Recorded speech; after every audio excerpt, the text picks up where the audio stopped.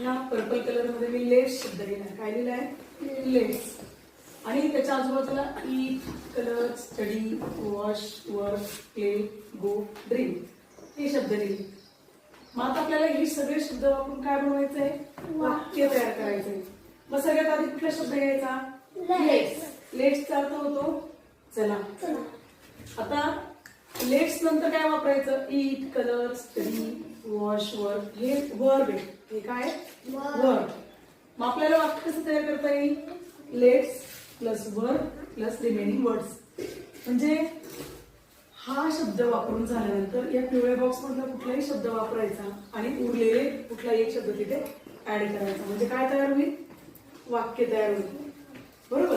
जसं आपण लेट्सचं केलं त्याचप्रमाणे आपल्याला लेट मीचं पण वाक्य तयार करता येईल.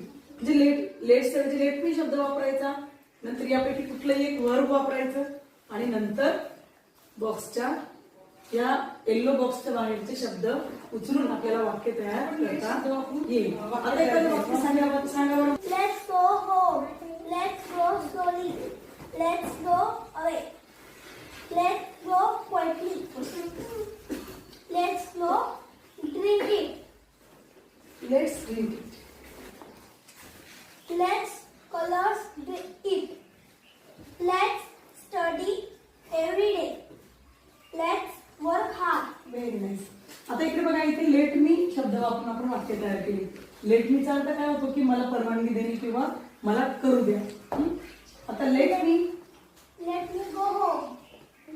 Let me play cricket. Let me work every day. Let me watch the fruit. Let me study. No. नाव. म्हणजे अशा प्रकारे आपल्याला वाक्य तयार करता येतील. समजलं तुम्हाला? तुम्ही अजून वाक्य बनवू शकतात. अजून या ब्रॅकेट वरून आपण वेगवेगळे वाक्य तुम्ही तयार करा आणि तुमच्या वहीत लिहा. समजलं? हो. Very nice.